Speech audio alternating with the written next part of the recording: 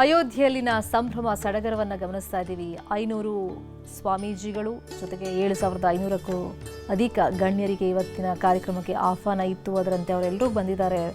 ಭದ್ರತೆಯ ನಡುವೆ ಇವತ್ತಿನ ಕಾರ್ಯಕ್ರಮ ಆಗ್ತಾ ಇದೆ. ರಾಮ್ ದರ್ಬಾರ್ನಲ್ಲಿ ನರೇಂದ್ರ ಮೋದಿ ಅವರು ಹಾಗೆಯೇ ಮೋಹನ್ ಭಾಗವತ್ ಅವರು ವಿಶೇಷ ಪೂಜೆ ನೆರವೇರಿಸಿ, ಬಾಲರಾಮನಿಗೂ ಕೂಡ ವಿಶೇಷ ಪೂಜೆ ನೆರವೇರಿಸಿ ಇವತ್ತಿನ ಕಾರ್ಯಕ್ರಮದ ಬಗ್ಗೆ ಸಂಕಲ್ಪವನ್ನು ಕೂಡ ಮಾಡಿದ್ದಾರೆ.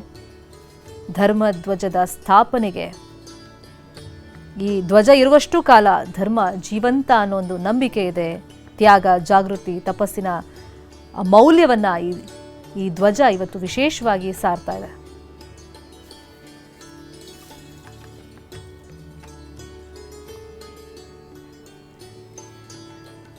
ಈ ಬಗ್ಗೆ ಮಾತಾಡೋದಕ್ಕೆ ಮೇಲುಕೋಟೆ ಅರ್ಚಕರಾಗಿರುವಂತಹ ಶ್ರೀನಿವಾಸ ಅಯ್ಯಂಗಾರ್ ಅವರು ನಮ್ಮ ಜೊತೆ ದೂರವಾಣಿ ಸಂಪರ್ಕದಲ್ಲಿ ಜಾಯ್ನ್ ಆಗಿದ್ದಾರೆ. ನಮಸ್ತೆ. ನಮಸ್ತೆ ಮೇಡಮ್. ಇವತ್ತು ನಮ್ಮ ಭಾರತೀಯ ಸಂಸ್ಕೃತಿಯನ್ನ ಒಗ್ಗೂಡಿಸುವಲ್ಲಿ ಒಂದು ಪಾತ್ರ ಅಂದ್ರೆ ಈ ಧ್ವಜ ಅಂದ್ರೂ ಕೂಡ ತಪ್ಪಾಗೋದಿಲ್ಲ. ಯಾಕಂದ್ರೆ ಸಂಸ್ಕೃತಿಯ ಪ್ರತೀಕ ಈ ಧ್ವಜ ಅಂತಾನೆ ನಾವು ಕರೆಯೋದ್ರಿಂದ ಈ ಧ್ವಜದ ಮಹತ್ವದ ಬಗ್ಗೆ ಮೊದಲು ಹೇಳೋದಾದ್ರೆ, ನಾಡಿನ ಎಲ್ಲ ಜನತೆಗೆ, ದೇಶದ ಎಲ್ಲ ಜನತೆಗೆ ಇದೊಂದು ಶುಭ ಸುದ್ದಿ.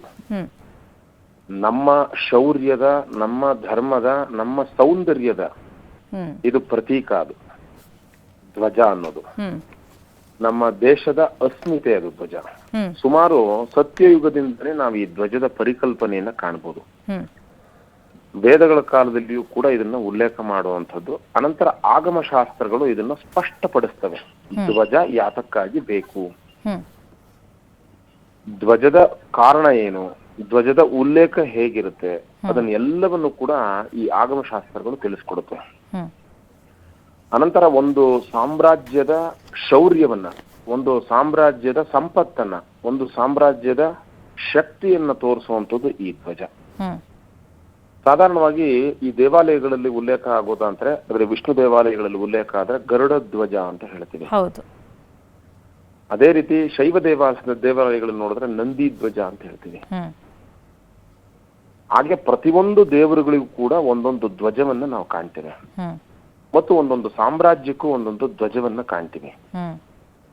ಹಾಗಾಗಿ ಈಗ ನೋಡಿ, ರಥದಲ್ಲಿ, ಅರ್ಜುನನ ರಥದಲ್ಲಿ ಕಪಿಧ್ವಜ ಅಂತ ಹೇಳ್ತೀವಿ. ಹೀಗೆ ಒಂದು ದೊಡ್ಡ ಪರಂಪರೆ ಇದೆ ಈ ಧ್ವಜಕ್ಕೆ. ಅನಂತರ ದೇವಾಲಯಗಳಲ್ಲಿ ನೋಡೋದಾದ್ರೆ, ದೇವಸ್ಥಾನದ ಒಳಗಡೆ ಹೋಗಕ್ಕೆ ಆಗದೇ ಇರುವಂತಹ ಸಂದರ್ಭದ ಜನಗಳಿಗೆ ಆ ಗೋಪುರವನ್ನು, ಧ್ವಜವನ್ನು ನೋಡಿದ್ರೆ ಭಗವಂತನ ಸಾಕ್ಷಾತ್ ಇರುವಿಕೆಯನ್ನು ತೋರಿಸ್ಕೊಡುತ್ತೆ. ಹಾಗಾಗಿ ಆ ಧ್ವಜದ ಮೌಲ್ಯ ಮತ್ತಷ್ಟು ಹೆಚ್ಚುತ್ತೆ. ಇಡೀ ಪ್ರಪಂಚಕ್ಕೆ, ಅಂದ್ರೆ ಒಂದು ಗುಂಪಾಗಿ ನಾವು ನೋಡೋದಾದ್ರೆ, ಯಾವ್ದಾದ್ರು ಒಂದು ವರ್ಣದ ಗುಂಪಾಗಿ ನೋಡೋದಾದ್ರೆ ಅದಕ್ಕೊಂದು ಧ್ವಜದ ಇಂಪಾರ್ಟೆಂಟ್ ಇರುತ್ತೆ. ಆ ಧ್ವಜದ ಇಂಪಾರ್ಟೆಂಟ್ ಅನ್ನ ತೋರಿಸ್ಕೊಡುತ್ತೆ ಮತ್ತು ನಮ್ಮವರು ಅಂತ ತೋರಿಸ್ಕೊಡುತ್ತೆ. ಹಾಗಾಗಿಯೇ ಆ ಧ್ವಜವನ್ನ, ಆ ಪರಿಕಲ್ಪನೆಯನ್ನ ಸಾಮಾನ್ಯವಾಗಿ ಸತ್ಯಯುಗದಿಂದಲೇ ನಾವು ಕಾಣಬಹುದು. ಅನಂತರ ತ್ರೇತಾಯುಗದಲ್ಲಿಯೂ ಕೂಡ ಧ್ವಜದ ಪರಿಕಲ್ಪನೆಯನ್ನ ನಾವು ರಾಮನ ಸಾಮ್ರಾಜ್ಯದಲ್ಲಿಯೂ ಕೂಡ ಕಾಣಬಹುದು. ಅದೇ ರಾಮನ ಸಾಮ್ರಾಜ್ಯವನ್ನ ಮರುಕಳಿಸುವಂತಹ ಅಥವಾ ಅವನಿಗೆ ಒಂದು ಸ್ಥಾನವನ್ನ ಕಲ್ಪಿಸುವಂತಹ ಕೆಲಸವನ್ನ ಭಾರತೀಯರೆಲ್ಲರೂ ಹೆಮ್ಮೆಯಿಂದ ಮಾಡಿದ್ದಾರೆ. ಪ್ರತಿಯೊಬ್ಬರ ಕೊಡುಗೆಯೂ ಕೂಡ ರಾಮ ಮಂದಿರಕ್ಕಿದೆ. ಹಾಗಾಗಿ ಅಂತಹ ಒಂದು ರಾಮ ಮಂದಿರದಲ್ಲಿ ಧ್ವಜಾರೋಹಣ ಆಗ್ತಾ ಇದೆ ಅಂತ ಹೇಳಿದ್ರೆ ಅದು ನಮ್ಮೆಲ್ಲರ ಸೌಭಾಗ್ಯ ಮತ್ತು ರಾಮನಿಗೆ ನಾವು ಕೊಟ್ಟಂತಹ ಒಂದು ಮರ್ಯಾದೆ ಅಥವಾ ಕೊಡುಗೆ ಅಂತ ನಾವು ಹೇಳ್ಬೋದು.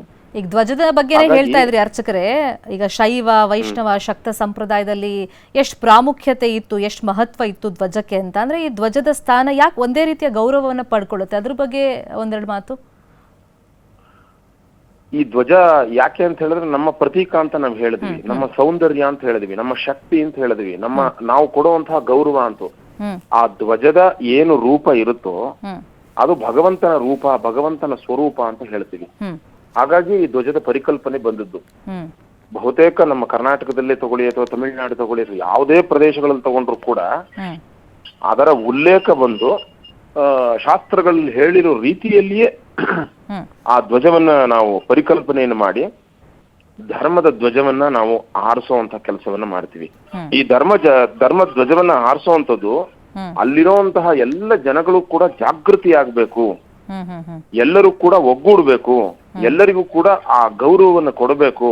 ಆ ನಿಟ್ಟಿನಲ್ಲೇ ಈ ಧ್ವಜವನ್ನ ಹಾರಿಸುವಂಥದ್ದು ಮತ್ತು ಯಾವ್ದಾದ್ರು ಒಂದು ಕೀರ್ತಿಯನ್ನ ಸಂಪಾದನೆ ಮಾಡಿದಾಗ ಈ ಧ್ವಜವನ್ನ ಹಾರಿಸುವಂಥದ್ದನ್ನ ನಾವು ಪರಿಕಲ್ಪನೆಯಾಗಿ ಇಟ್ಕೊಂಡಿದೀವಿ.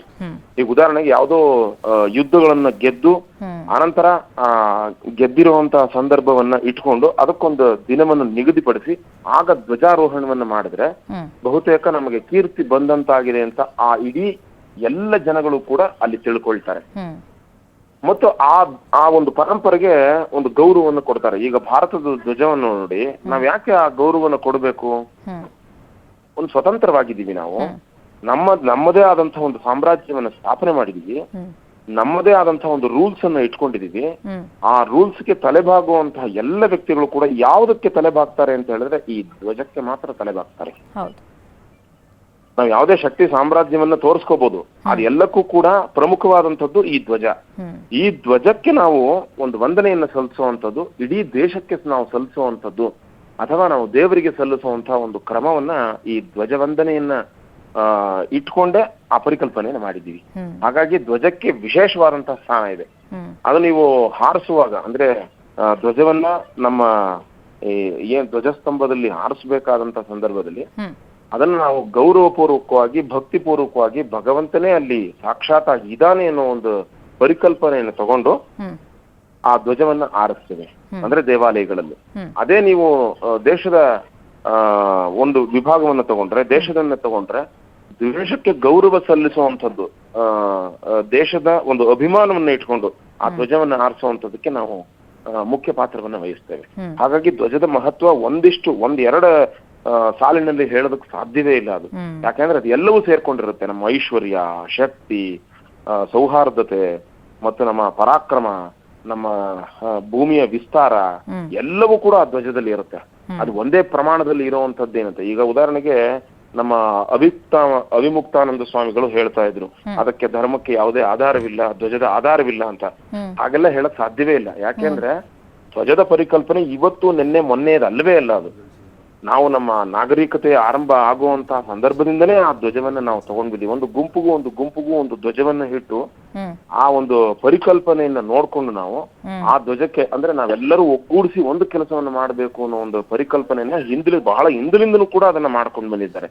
ಹಾಗಾಗಿ ಶಾಸ್ತ್ರಗಳಲ್ಲಿ ಉಲ್ಲೇಖವಾದಂತಹ ಒಂದು ಧ್ವಜವನ್ನ ಧ್ವಜಾರೋಹಣ ಮಾಡುವಂಥದ್ದು ನಮ್ಮ ಹೆಮ್ಮೆ, ನಮ್ಮ ಪ್ರತೀಕ, ನಮ್ಮ ಗೌರವ, ನಾವು ಕೊಡುವಂತಹ ಅದಕ್ಕೆ ಭಕ್ತಿ ಅಥವಾ ಪ್ರೀತಿ ಅಂತ ಹೇಳ್ಬೋದು. ಹಾಗಾಗಿ ಧ್ವಜದಲ್ಲಿ ಯಾವುದೇ ಕಾರಣಕ್ಕೂ ಕೂಡ ಕಡಿಮೆ ಮಾಡಕ್ ಸಾಧ್ಯವೇ ಇಲ್ಲ. ಧ್ವಜವೇ ಎಲ್ಲದರ ಪ್ರತೀಕ.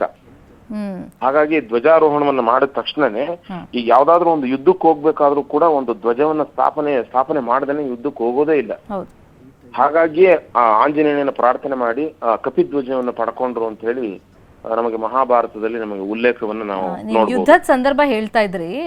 ವಿಜಯದ ಸಂಕೇತವಾಗಿನೂ ಕೂಡ ಈ ಧ್ವಜವನ್ನ ಹಾರಿಸ್ತಾರೆ. ಅಂದ್ರೆ ನಾವು ಯುದ್ಧ ಗೆದ್ದಿದ್ದೀವಿ, ನಮಗೊಂದು ವಿಜಯ ಸಿಕ್ಕಿದೆ ಅಂತ. ಇನ್ನು ಈ ರಾಮ ಸಂಘರ್ಷ ಸುದೀರ್ಘವಾದಂತಹ ಹೋರಾಟ, ಶತಮಾನಗಳ ಇತಿಹಾಸವಿದೆ. ಫೈನಲಿ ರಾಮ ಮಂದಿರ ನಿರ್ಮಾಣವಾಯಿತು, ನಮ್ಮೆಲ್ರಿಗೂ ಖುಷಿ ಆಯ್ತು. ಈಗ ಕಾಮಗಾರಿ ಪೂರ್ಣಗೊಂಡಿದೆ. ಇದೊಂದು ವಿಜಯದ ಸಂಕೇತವಾಗಿ ಈ ಭಗವದ್ ಧ್ವಜದ ಬಗ್ಗೆ ಹೇಳೋದಾದ್ರೆ, ಈಗ ನಾವು ಹೇಳಿದಾಗೆ ವಿಜಯ ಧ್ವಜ ಅಂತ ನಾವು ಹೇಳಿದ್ವಿ ಅಲ್ವಾ. ಈ ವಿಜಯ ತಾವು ಕೂಡ ಅದರ ಉಲ್ಲೇಖವನ್ನ ಹೇಳ್ತಾ ಇದ್ರಿ. ನಾವೆಲ್ಲ ಎಷ್ಟು ಹೋರಾಟವನ್ನ ಮಾಡಿದೀವಿ, ಹೋರಾಟ ಮಾಡೋ ಅವಶ್ಯಕತೆನೇ ಇಲ್ಲ. ಯಾಕೆಂದ್ರೆ ನಮ್ಮ ಭೂಮಿಯಲ್ಲಿ ನಾವು ಸ್ವಾತಂತ್ರ್ಯವನ್ನ ಪಡೆಯುವಂತದ್ದಕ್ಕೆ ಬ್ರಿಟಿಷರಿಂದ ಎಷ್ಟು ಹೋರಾಟ ಮಾಡಿದ್ವೋ ಅದೇ ರೀತಿ ನಮ್ಮ ಧರ್ಮದ ಅಸ್ಮಿತೆಯನ್ನು ಉಳಿಸ್ಕೊಳ್ಳೋದಕ್ಕಾಗಿಯೇ ನಮ್ಮೆಲ್ಲ ಹೋರಾಟಗಳು, ನಮ್ಮ ಎಲ್ಲ ತ್ಯಾಗಗಳು ಕೂಡ ಮುಕ್ತಾಯವಾಗಿ ಹೋಗಿದೆ.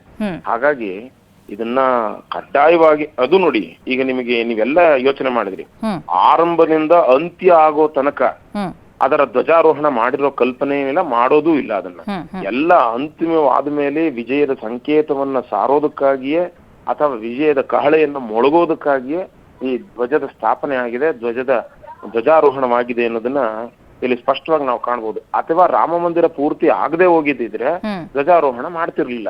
ಆದ್ರೆ ರಾಮ ಮಂದಿರ ಪೂರ್ತಿ ಆದ್ಮೇಲೆಯೇ ಈ ಧ್ವಜಾರೋಹಣ ಮಾಡಿದೆ. ಅಂದ್ರೆ ವ್ಯಕ್ತಿ ಗೆದ್ದ ಮೇಲೆಯೇ ಆ ಒಂದು ಶಕ್ತಿಯನ್ನ ಪ್ರದರ್ಶನ ಮಾಡೋದಕ್ಕೂ ಕೂಡ ಈ ಧ್ವಜಾರೋಹಣ ತುಂಬಾ ಇಂಪಾರ್ಟೆಂಟ್ ರೋಲ್ ಅನ್ನ ಪಡ್ಕೊಳ್ಳುತ್ತೆ ಅನ್ನೋದಕ್ಕೆ ಇವತ್ತಿನ ಒಂದು ಕ್ಷಣ ಸಾಕ್ಷಿಯಾಗಿದೆ ಅಂತ ನಾವು ಭಾವಿಸ್ಬೋದು. ಅದಕ್ಕೊಂದು ಒಳ್ಳೆ ದಿವಸವನ್ನು ನೋಡಿ ಇಂತಹ ದಿವಸಗಳಲ್ಲಿ ಆರಿಸಿದ್ರೆ ಮುಂದಕ್ಕೆ ಇನ್ನ 500 ವರ್ಷ ಅಲ್ಲ 1000 ವರ್ಷ ಇದಕ್ಕೆ ತೊಂದರೆ ಆಗಬಾರದು ಅನ್ನೋ ಒಂದು ದೃಷ್ಟಿಯಿಂದ ಬಹುತೇಕ ನಾವು ಈ ಧ್ವಜಾರೋಹಣವನ್ನ ಮಾಡಿದ್ದೀವಿ ಅಂದ್ರೆ ತಪ್ಪಾಗ್ಲಿಕ್ಕಿಲ್ಲ.